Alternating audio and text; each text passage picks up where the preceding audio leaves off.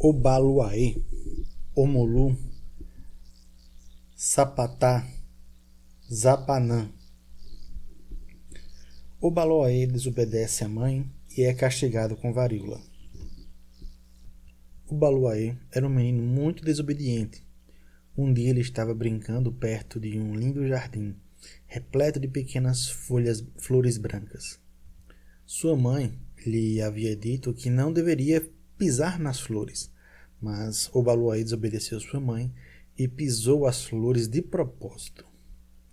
Ela não disse nada, mas quando Obaloaê se deu conta que estava ficando com o corpo completo com pequeninas flores brancas, que foram se transformando em pústulas, bolhas horríveis, Obaloaê ficou com muito medo. Gritava pedindo à sua mãe que o livrasse dessa peste, a varíola. A mãe de Obaloaê lhe disse que aquilo acontecera como castigo porque ele havia sido desobediente, mas ela iria ajudá-lo. Ela pegou um punhado de pipocas e jogou no corpo dele. E como por um encanto, as feridas foram desaparecendo. Obaloaê saiu do jardim tão bom quanto havia entrado. Omolu cura todos da peste e é chamado Obaloaê. Quando Omolu era menino, de 12 anos, saiu de casa e foi para o mundo fazer a vida, de cidade em cidade, de vila em vila. Ele ia oferecendo seus serviços procurando um emprego, mas Omolu não conseguia nada. Ninguém lhe dava o que fazer, ninguém o empregava, e ele teve de pedir esmola. Mas ao menino ninguém dava nada, nem do que comer, nem do que beber. Tinha um cachorro. Tinha um cachorro que acompanhava e só. O Molu e seu cachorro se retiraram para o mato e foram viver com as cobras. O Molu comia o que a mata dava, folhas, frutas, raízes, mas os espinhos da floresta feriam o menino. Picadas de mosquito cobriam o corpo. O Molu ficou coberto de chagas. Só o cachorro confortava o Molu, lambendo-lhe as chagas.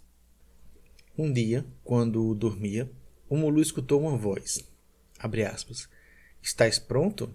Levanta e vai cuidar do povo, fecha aspas. O Molu viu que todas as suas feridas estavam cicatrizadas. Nem tinha dores, nem febre. O Baloaê juntou as cabacinhas, os ratós, onde guardava água, remédios que aprendera a usar com a floresta. Agradeceu ao Molu e partiu. Naquele tempo, uma peste infestava a terra. Por todo lado havia gente morrendo. Todas as aldeias enterravam seus mortos. Os pais e o Molu foram ao Babalaú. E ele disse que o Molu estava vivo e que traria cura para a peste. Todo lugar aonde chegava, a fama precedia o Molu. Todos esperavam, com festa, pois ele curava. Os que antes lhe negaram até mesmo água para beber, agora imploravam por sua cura. Ele curava todos, afastava a peste, então dizia que se protegessem, levando na mão uma folha de dracena, o peregum, e pintando a cabeça com Efum, Ossum e Uag. Os pós branco, vermelho e azuis, usados nos rituais e encantamentos. Curava os doentes com xaxará, varria a peste para fora da casa, para que a praga não pegasse outras pessoas da família. Limpava as casas e aldeias com com a mágica vassoura de fibra de coqueiro, seu instrumento de cura, seu símbolo, seu cetro, o xaxará. Quando chegou em casa, o Molu curou os pais e todos estavam felizes. Todos cantavam e louvavam o curandeiro. E todos chamavam o Baloaê. Todos davam vivas, ao Senhor da terra, o Baloaê. O Baloaê tem as feridas transformadas em pipoca por Iansã. Chegando de viagem à aldeia onde nascera, o Baloaê viu que estava acontecendo uma festa com a presença de todos os orixás. O Baluaê não podia entrar na festa devido à sua medonha aparência. Então ficou espreitando pelas frestas do terreiro. Ogum, ao perceber a angústia do orixá, o cobriu com uma roupa de palha que ocultava sua cabeça e o convidou a entrar e aproveitar a alegria dos festejos. Apesar de envergonhado, o Baluaê entrou, mas ninguém se aproximava dele. Yansan tudo acompanhava com o rabo de olho. Ela compreendia a tristeza e situação de Omulu e dele se compadecia. Yansan esperou que ele estivesse bem no centro do barracão. O girê estava animado. Os orixás dançavam alegremente com suas equedes. Nota do narrador. Equed, pesquisei aqui no Google, é o nome que se dá para o feminino de um zelador do orixá. É o equivalente feminino do Ogã. Eu nunca ouvi falar nos dois. Fim da nota do narrador.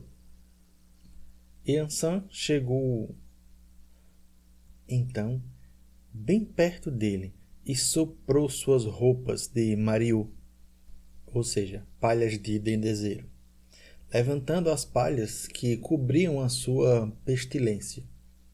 Nesse momento de encanto e ventania, as feridas de Obaluaê pularam para o alto, transformadas numa chuva de pipocas, que se espalharam brancas pelo barracão. Obaluaê, o deus das doenças, se transformou num jovem belo e encantador. Obaluaê e Yansan, Igbalé, se transformaram em grandes amigos e reinaram juntos sobre o mundo dos espíritos, partilhando o poder único de abrir e interromper as demandas dos mortos sobre os homens. Obaluaê conquista o Daomé. Um dia, Obaluaê saiu com seus guerreiros e ia em direção à terra dos Marris, no Daomé. Obaluaê era conhecido como um guerreiro sanguinário, atingindo a todos com pestes, quando estes se opunham a seus desejos. Os habitantes do lugar, quando souberam de sua chegada, foram em busca de ajuda de um adivinho. Ele encomendou que fizessem oferendas com muita pipoca, inhame pilado, dendê e todas as comidas que o guerreiro gostasse. Pipocas acalmam o Baluaê. Disse que seria aconselhável que todos se prostrassem diante dele, que se prostrassem em total submissão, e assim o fizeram. Nota do narrador. Tem uma coisa aqui que eu não sei se é o que eles falaram. Deve ser. Totohum, totohum, atotô, respeito, silêncio. Fim da nota. O Baluaê, satisfeito com a sujeição daquele povo, o poupou. Declarou que, a partir daquele dia, viveria naquele reino. Assim o fez e em pouco tempo o país se tornou próspero e rico. O Baluaê recebeu nas terras marris o nome de Sapatá. Mesmo assim, era preferível chamá-lo de Ainon, senhor da terra, ou Gerolu, senhor das pérolas. Esses diferentes nomes foram adotados por famílias importantes, mas infelizmente provocaram desentendimentos entre eles e os reis de Daomé. Muitas vezes as famílias de Sapatá foram expulsas do reino e, em represália, muitos reis daomeanos morreram de varíola. Tanta discórdia provocou seu nome, que hoje ninguém mais sabe qual o melhor nome para se chamar o Baluaê. Nota do narrador. Aqui tem um link com o nome do deus hebreu da Bíblia, né? Porque no hebraico tem só consoante, salvo engano. Não tem vogal. Então é bem complicado de você aprender a ler, né? É bem complicado. Enfim, a mesma escrita pode ter até dezenas de pronúncias, porque enfim, a vogal ela está subentendida. E o nome de Deus está ali escrito, né? O tetragrama, como se fala. E ninguém sabe como é o nome verdadeiro, porque eles evitavam tanto falar o nome de Deus em vão que a pronúncia correta se perdeu. E hoje ninguém sabe. Tem uns que chamam de Elohim, outros de Javé, Testemunho de Jeová chama de Jeová, outros só de El. Enfim, não vou entrar muito nesse assunto aqui, mas ninguém sabe como realmente é. Nas Bíblias que eu pego, geralmente tem Senhor no local desses nomes. Fim da nota do narrador. Chapanã ganha o segredo da peste na partilha dos poderes. Olodumare, um dia, decidiu distribuir os bens. Disse aos seus filhos que se reunissem e que eles mesmos repartissem as riquezas no mundo. Ogum, Exu, Xangô, Chapanã, Orixá Okô e todos os outros orixás deveriam dividir os poderes e mistérios sobre a terra, sobre as coisas da terra. Um dia, em que Chapanã estava ausente, os demais se reuniram e fizeram a partilha, dividindo todos os poderes entre eles, não deixando nada de valor para Chapanã. Um ficou com o trovão, outro recebeu as matas, outro quis os metais, outro ganhou o mar. Escolheram o ouro, o raio, o arco-íris, levaram a chuva, os campos cultivados, os rios. Tudo foi distribuído entre eles, coisa a coisa com seus segredos, cada riqueza com seu mistério. A única coisa que sobrou foi... A única coisa que ficou desprezada foi a peste. Ao voltar, nada encontrou Chapanã para si, senão a peste, que ninguém quisera. Chapanã guardou a peste para si, mas não se conformou com o golpe dos irmãos. Foi procurar Oromilá, que lhe ensinou a fazer sacrifícios para que seu enjeitado poder fosse o maior de todos os outros. Chapanã fez sacrifícios e aguardou. Um dia, uma doença muito contagiosa começou a se espalhar pelo mundo. Era a varíola. O povo desesperado fazia sacrifício para todos os orixás, mas nenhum deles podia ajudar. A varíola não poupava ninguém. Era uma mortandade. Cidades, vilas, povoadas ficavam vazios. Já não havia espaço para os cemitérios, para tantos mortos. O povo foi consultar Oromilá para saber o que fazer. Ele explicou que a epidemia acontecia por causa que Chapanã estava revoltado, por ter sido passado para trás pelos seus irmãos. Oromilá mandou fazer oferendas para Chapanã. Só Chapanã poderia ajudá-los a conter a doença, pois só ele tinha o poder sobre as pestes. Só ele sabia os segredos das doenças. Tinha sido essa sua única herança. Todos pediram proteção a Chapanã, e sacrifícios foram realizados em sua homenagem. A epidemia foi vencida. Chapanã então foi respeitado por todos.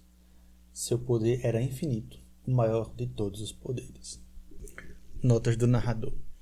Eu não sei se vocês gostam das notas do narrador. Se vocês gostam, comenta aí embaixo. Eu gosto da nota do narrador. Se não gosta, comenta aí também. Eu não gosto da nota do narrador. Porque se a maioria gostar, eu continuo. Se a maioria não gostar, aí eu reduzo. Isso lembra o mito de Hades. Eu não sei se vocês lembram da escola. Tava Hades, Zeus, né? Poseidon, eles brigaram com o pai. Que era, eu acho que era Cronos, né? Era o mais forte dos titãs. Enfim, eles tomaram o universo, a Terra, enfim. Aí eles trapacearam também para dividir, sabe? Zeus e Poseidon, eles tipo que tiraram no palitinho quem é que ia ficar com as melhores partes. Deus ficou com a melhor parte, do Deus dos céus. do raio e tudo mais. Raio não, raio foi uma ferramenta que outro deus, Hefesto, que ele fabricou. Sim, e Poseidon seria o deus dos mares. Aí quando o Hades chegou, e o meu, hein? Você é o deus da terra? Não, do submundo dos mortos. Fim da nota do narrador. Sapatá se esquece de trazer água para a terra. Sapatá e Sobu eram irmãos. Depois da criação, o Criador se cansou de trabalhar e determinou que Sapatá e Sobu governassem por ele. Mas os irmãos se desentenderam e Sapatá, o mais velho, resolveu criar o céu e residir na terra. E vir residir na terra. Seu pai, o Criador, lhe deu todas as riquezas e ele levou para a terra tudo o que conseguiu carregar.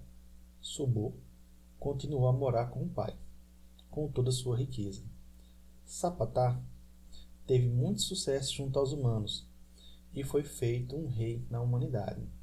Mas logo depois a chuva parou de cair e os humanos foram reclamar com Sapatá. E disse que não se preocupassem, que logo voltaria a chover. Mas um ano se passou, e mais um, logo 3, e nada de chuva. Nessa época, havia descido à terra 2 homens que andavam de um lugar em lugar, divulgando as maravilhas de Ifá. Eles falavam com todos os homens e mulheres, que então já eram poucos, pois a seca já matara de fome quase toda a população. Quando os 2 homens falaram com Sapatá, ele reconheceu o jeito de se falar no céu e quis saber o que estava acontecendo. Por que não chovia? Eles disseram que não sabiam, mas que portavam os instrumentos de adivinhação de Ifá e que Ifá poderia tudo revelar. Eles jogaram dezenas de caroços de dendê e disseram que havia uma discórdia entre 2 irmãos que desejavam ter as mesmas coisas. Eles disseram que ele fizesse um sacrifício para acalmar Sobu, seu irmão mais novo. Assim foi feito, e um pássaro foi levar as oferendas. Quando o pássaro chegava ao céu, avisaram Sobu que alguém se aproximava. Para ver quem era, Sobu lançou um relâmpago e iluminou todo o espaço, e ele viu o pássaro de Sapatá. Ele recebeu o sacrifício e mandou dizer a Sapatá que havia sido muito ambicioso, levando com ele quase todas as riquezas do pai. Mas tinha igualmente sido muito tolo, pois não levara nem fogo nem água. De fato, Sapatá deixara essas coisas para trás, pois elas não couberam no seu saco de riquezas. Abre aspas. Sem água e sem fogo, ninguém pode governar, ainda que tenha muitas riquezas. Fecha aspas. Mandou dizer Sabu a Sapatá. O pássaro disse que Sapatá deixara todo o governo do universo para o irmão Sobu, que era o dono do fogo e o dono da água.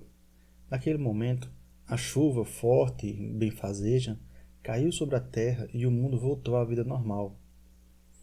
Os 2 irmãos se reconciliaram. De vez em quando, Sobu faz uma visita em forma de relâmpago. Sapatá é proibido de viver junto com os outros orixás. Quando vinham na terra, os orixás tinham uma convivência fraterna. Eles se divertiam, celebravam, a vida prosseguia boa. Um ano no tempo da colheita de batata doce, os orixás realizavam um festival. Uma grande quantidade de vinho de palma era preparada. Os orixás comiam, bebiam o vinho de palma e dançavam. Somente Sapatá, que detinha o segredo da varíola, não dançou. Tinha uma perna de madeira e se movia com a ajuda de uma bengala. Então ele se sentou quieto quando as festividades prosseguiram. Mas com todos os outros, bebeu bastante vinho de palma. Eles começaram a rir, falar alto e gargalhar. Alguém percebeu que Sapatá estava sentado solitário, isolado e silencioso perto do vinho de palma, e o convidou para dançar com eles. Mas Sapatá não quis dançar, preferiu ficar sozinho, pois se envergonhava de sua perna de pau. Os outros continuavam dançando e bebendo. Eles começaram a insultar Sapatá, pois não se juntavam a eles. Sapatá não podia mais tolerar os insultos dos outros orixás.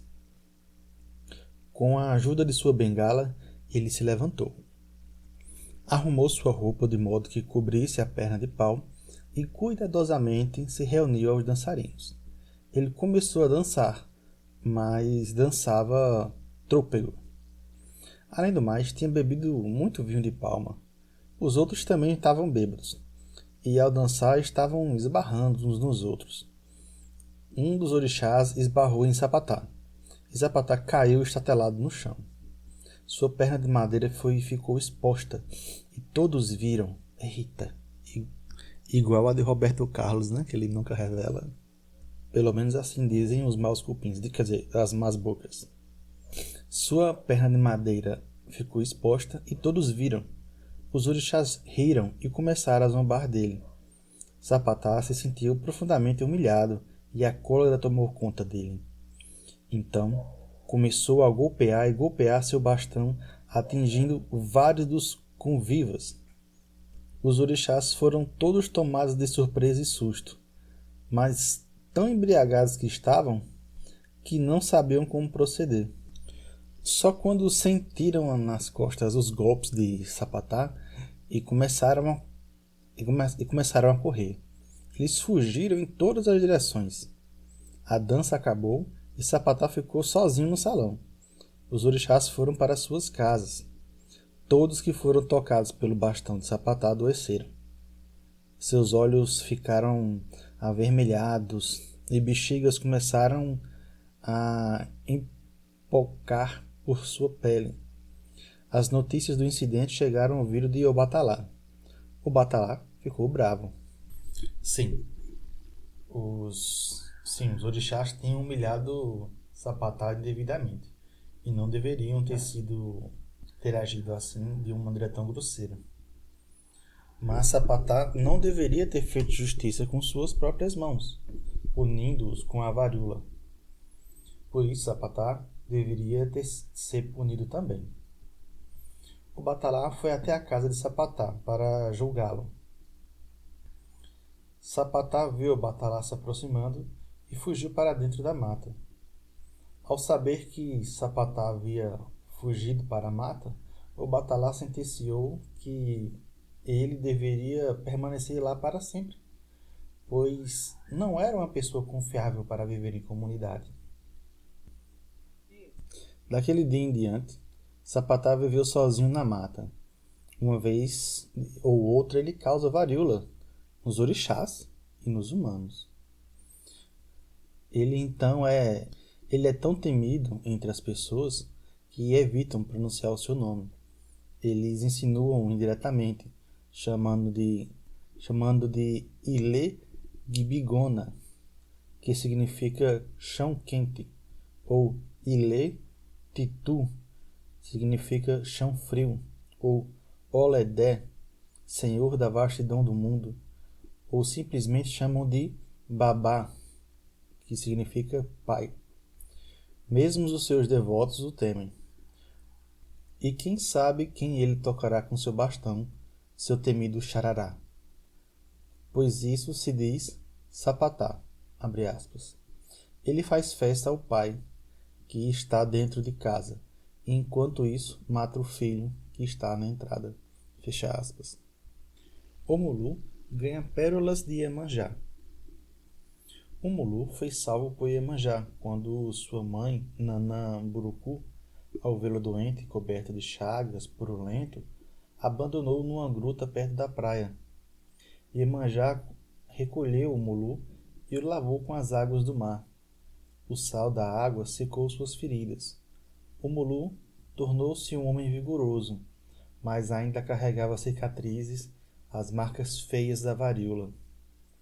Iemanjá confeccionou uma pele de roupa toda feita de ráfia, e ele escondia as marcas de sua doença. Ele era um homem poderoso, andava pelas aldeias e por onde passava deixava um rastro de cura, ora saúde, ora doença, mas continuava sendo um homem pobre. Iemanjá não se conformava com a pobreza do filho. Ela pensou, abre aspas, se eu dei a ele a cura, a saúde, não posso deixar que seja sempre um homem pobre, fecha aspas. Ficou imaginando quais riquezas poderia dar a ele. Iemanjá era dona da pesca, tinha peixes, os polvos, os caramujos, as conchas, os corais, tudo aquilo que dava vida ao oceano pertencia à sua mãe, Olocum, e ela dera tudo a Iemanjá. Iemanjá resolveu, então, ver suas joias. Nota do narrador. Durante muito tempo, conchinhas, né, de corais e tal, elas eram utilizadas como moeda corrente mesmo. Você poderia comprar um escravo no Benin, por exemplo, com conchinhas. Mas não era qualquer conchinha, né? Tinha um padrão específico, de uma espécie específica, né? Como toda moeda, ela tende a ter a sua não falseabilidade e a sua escassez. Fim da nota do narrador. Tinha algumas, mas enfeitava-se mesmo era com algas. Ela enfeitava-se com uma alga do mar, se vestia de espuma. Ela se adornava com o reflexo de Oxu, a lua. Mas Iemanjá tinha uma grande riqueza, e essa riqueza eram as pérolas que as ostras fabricavam para ela. Iemanjá, muito contente com sua lembrança, chamou o Mulu e lhe disse, abre aspas, de hoje em diante, tu quem cuidarás das pérolas do mar. Será assim chamado Gerulu, o Senhor das Pérolas. Fecha aspas. Por isso, as pérolas pertencem ao Mulu, por baixo de sua roupa de ráfia, enfeitando seu corpo marcado de chagas. O Mulu ostenta colares e mais colares de pérola, belíssimos colares. Chapanã é proclamado Senhor da Terra. Em terras iorubás havia um homem chamado Chapanã. Avesso a preceitos morais, levava uma vida dissoluta, acabou contagiado por várias enfermidades que assolavam a terra. Não obedecia conselho das divindades e dos adivinhos, teve varíola, doenças venéreas, males de todos os tipos. Por determinação dos orixás, Chapanã foi sendo mutilado mais e mais pelas doenças, não sendo acolhido nem mesmo pelos seus filhos. No entanto, foi visto com misericórdia por Exu. Os orixás determinaram que Chapanã não falaria mais no oráculo, para não mais se saber das epidemias e de doenças. Ficaria encerrado em uma panela de barro com a tampa emborcada, escondendo todos os segredos das epidemias. Chapanã foi expulso do reino. Se dizia que com ele também a morte havia partido, e todos festejavam. No seu caminho para o exílio, Chapanã encontrou Exu, que, penalizado, o levou até Oromilá. O sábio leu o seu futuro de Chapanã e mandou fazer ebós, ou seja, oferendas, né? Recomendou que sempre andasse acompanhado de cachorros, pois isso seria o seu Odu. Assim, seria respeitado e louvado em uma terra que, enfim, chegaria. Chapanã fez as oferendas como foi recomendado. Acompanhado pelos cães que adotou, continuou seguindo seu caminho. Um dia chegou a Daomé, onde reinava um cruel tirano. O rei sem coração estava morrendo de peste. Todos já sabiam que a peste e Chapanã eram a mesma coisa. O rei mandou que levassem Chapanã ao seu palácio. Ao ver Chapanã, o rei se prostrou a seus pés e pediu perdão por todas as suas atrocidades. Chapanã fez oferendas ao Olofim, mandou a chuva, e a chuva cavou um buraco aos pés do governante. E o buraco tragou todas as más ações do enfermo rei. O rei foi curado de seus males. Chapanã foi adorado e respeitado nas terras do Daomé, onde sempre é presidido por Exu. Lá, ele ocupa lugar importante no tabuleiro de Ifá. Lá, Chapanã foi chamado Obaluaê, o Senhor da Terra. Obaluaê morre e é ressuscitado a pedido de Oxum. Obaluaê era muito mulherengo, um galanteador incansável, um conquistador contumaz. Mas era um homem sem disciplina e não obedecia mando algum que fosse. Durante um período de rito, Orumilá advertiu que todos se abstivessem de sexo, também Obaluaê.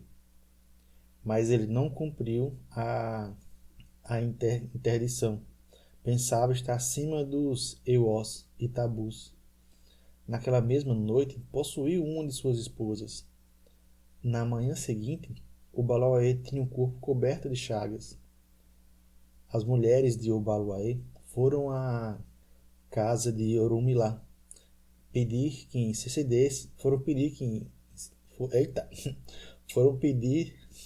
pedir que intercedesse junto a Olufim Oludumaré para que ele recebesse o perdão. O grande rei não concedeu perdão. Obaluaê morreu. Orumilá não se deu por vencido. Espalhou mel de Oxum em todo o palácio de Olufim. E Olufim ficou deliciado com a oferenda. Quem havia despejado tal iguaria em sua casa? Perguntou Olufim a Orumilá. Havia sido a mulher, foi a resposta. Olufim mandou chamar todas as mulheres. A última a chegar foi Oxum, e ela confirmou. Sim, era ela, Oxum, aquele doce e farto mel. Olufim pediu mais doçura, mais mel. Para isso tinha de ser convocado mais mulheres. Oxum disse que sim, que lhe daria o mel quanto ele quisesse. Mas tinha um pedido. Olufim deveria ressuscitar Obaluaê. Olufim aceitou a condição de Oxum, mas Obaluaê viveu para sempre com o corpo coberto de chagas. Esse castigo Olufim não retirou. Chapanã ganha seu culto entre os Iorubás. Chapanã vivia no Daomé. Ele conhecia um grande número de feitiços que usava para prover muitas guerras. Por isso o povo de Daomé o expulsou. Chapanã então partiu para Oió com toda a sua família. Quando chegou em Oió, ele foi procurar Alafim, o rei, para persuadi-lo a guerrear contra o povo de Daomé. Após Chapanã ter falado bastante, Alafim disse, aspas, você já causou muitas guerras, não precisamos mais de você aqui no meu país, fecha aspas. Chapanã partiu furioso do palácio. Ele levava nas suas mãos uma tesoura presa a uma corrente. Tirou do bolso grãos de sésamo e espalhou no solo. Com a tesoura e a corrente, tocou o solo. Então uma fenda se abriu e Chapanã desceu terra dentro. No momento que Chapanã desceu sobre a terra, a varíola se alastrou sobre a população de Oió. Muitos ficaram doentes e morreram. O povo de Oió pediu ao Alafim que fizesse algo para combater a peste, ou todos morreriam. Alafim consultou sobre Babalaú. O Alafim deveria levar um pote cheio de água, ao local onde Chapanã havia desaparecido. Ali ele encontraria a tesoura e a corrente de Chapanã, as quais deveriam ser depositadas no pote. Aspergindo a água do pote nos enfermos, eles se recuperariam. Assim foi feito e os enfermos foram curados. Para que a enfermidade não voltasse a atacar, deveriam ser realizados sacrifícios para Chapanã. Todas as espécies de animais deveriam ser oferecidos, mas não se poderia usar instrumento de metal no sacrifício. Os animais deveriam ser esticados até a morte, e cortados em pedaços com facas de madeira. Quando se realizava o sacrifício pela primeira vez, um besouro apareceu voando em torno do pote de Chapanã.